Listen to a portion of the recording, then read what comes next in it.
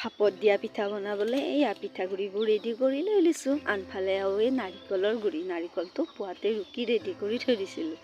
এয়া আম্মাই নাৰিকলৰ ওপৰত গুড় মিঠাই দিবলৈ ধৰিছে। গুড় মিঠাই আৰু নাৰিকল একেলগে দি আজি ভাপত দিয়া পিঠা বনাম। গুড় মিঠাবোৰ বৰ ডাঙৰ হৈ থাকে যে, হাতেৰে সৰু সৰুকৈ ভাঙি নাৰিকলৰ লগত ভালদৰে মিক্স কৰি লৈছে। এতিয়া পিঠাগুড়িখিনিৰ ওপৰত অকণমান নিমখ দি গৰম পানী দি কেনে ইয়াক ভালদৰে মুঠি লৈছে।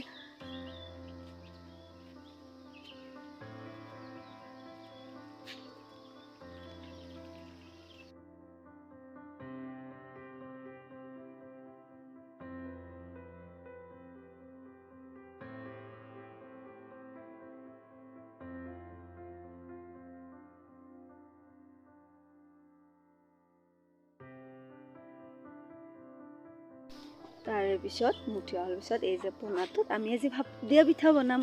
মানুহে বহুত ধৰণৰ বহুত নতুন নতুন বস্তুত আজিকালি ভাপত দিয়া পিঠা বনায়, কিন্তু মই বিশেষকৈ আমি ভাপত দিয়া পিঠা বনালে এইটো ব্যৱহাৰ কৰোঁ। ইয়াত বহুত সোনকালে হৈ যায়। এইটোত ভালদৰে পানী দি লৈ তাৰে ওপৰত এখন সূতাৰ কাপোৰ ভিজাই লৈ ওপৰত দি লৈছে। তাৰে ওপৰত যে মুঠি থৈছিল পিঠাগুড়িখিনি, সেইখিনি অলপ অলপকৈ দি লৈছে।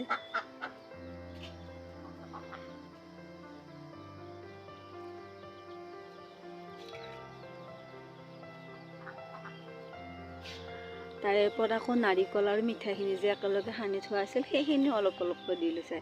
এনেদৰে ওপৰত অকণমান পিঠাগুড়ি, তাৰে ওপৰত আকৌ অলপমান মিঠাই, নাৰিকলৰ গুড়ি একেলগে দি দি গোটেই পিঠাটো ৰেডি কৰি লৈছে।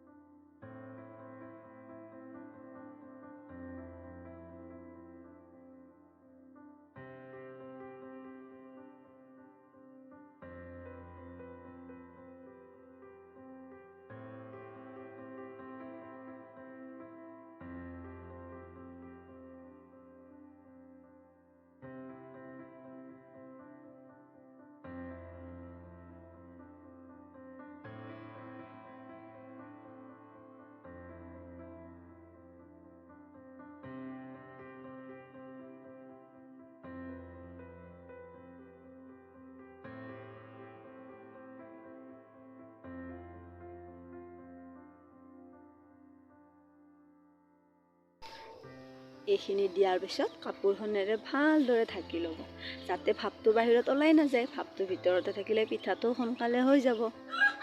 এতিয়া ইয়াৰ ওপৰত এখন ঢাকনি দি কেনে আমি ইয়াক গেছত বহাই দিম।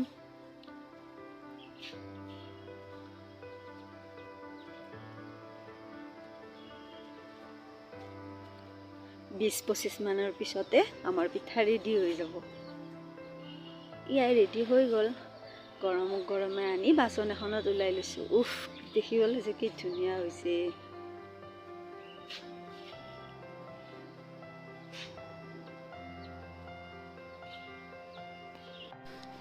টেকেলি পিঠা, ভাপত দিয়া পিঠা এনেকুৱাবোৰ খাই কেনে বহুত ভাল লাগে।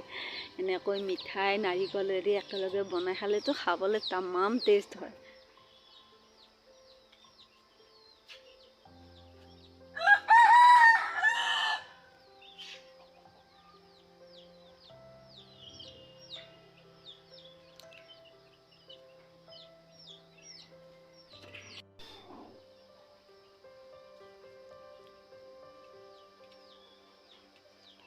এয়াই গৰম গাখীৰ চাহ একাপৰ লগত ভাপত দিয়া পিঠা ৰেডি আমাৰ।